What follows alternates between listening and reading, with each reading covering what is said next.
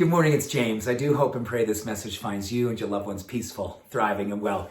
So this is a subject that I don't talk about a whole lot, even though I find it super fascinating. It's weight loss and weight management.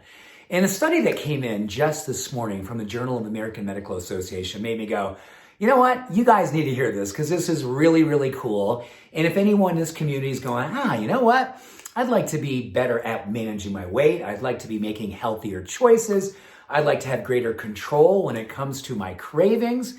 You are going to love this study. So basically, they tracked several thousand people, and they were basically looking for the quality of their sleep in relationship to length and depth of their sleep. So of course, they wanted to have good, deep sleep, but they're also seeing that right about 8 hours, above 8 hours, or just, if you will, between 8 hours and 8 hours and 10 minutes to be exact, that was the window for the greatest metabolic activity.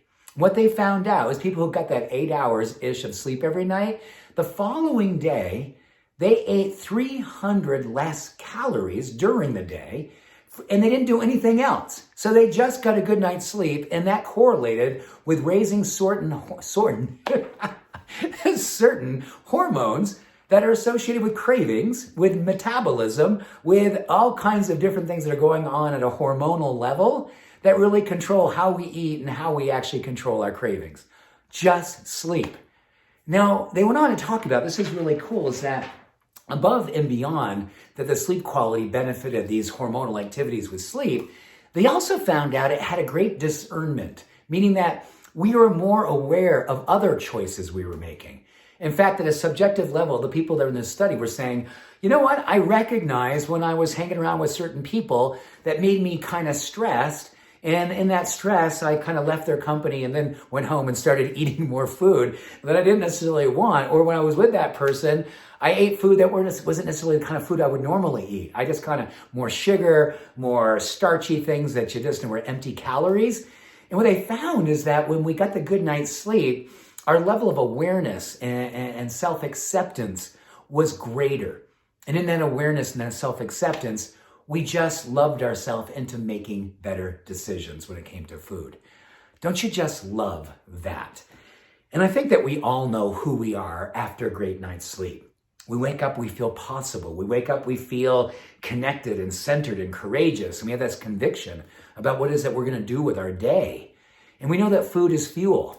But we also know that certain foods really, really augment the creativity, the sense of empowerment, the inspiration, the motivation, but also our spiritual awakening. So we can actually have an awareness of where we put our energy and having boundaries of where we don't want our energy to go. And how it is that we keep a steady efficacy of watching ourselves and going, I know who I am. I know who I want to be.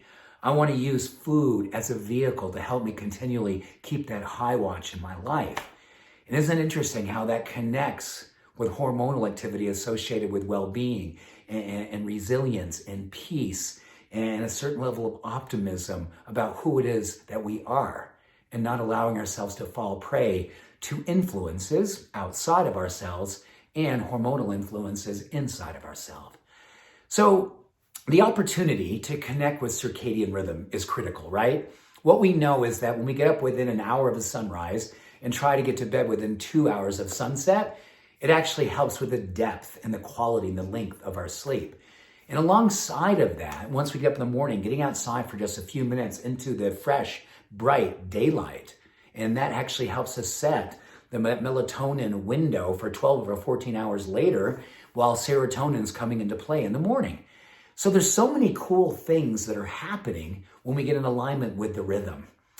But I think the take home here is that we get a chance to choose how we will use our days and our nights. Now, I know there's people who work in shift work and we have to kind of work around sun up and sun down at a different experience and different cadence. But similar things still can be accomplished with how we put our faces in blue light, how we give ourselves permission to take time away from screens before bedtime.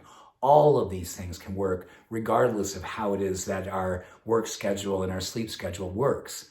So what I want to remind you of is that food and fuel and sleep and circadian rhythm all have an amazing benefit for helping us to create a life that we love. a life of peace, a life of harmony, a life of engagement at the deepest core level of our spiritual knowing. So here's to a beautiful day created by having a peaceful night and an opportunity to rise into the rare air of being who you came here to be. Brilliant, beautiful, awakened, awesome, all that you already are. Peace and love. Have an awesome day. Bye for now.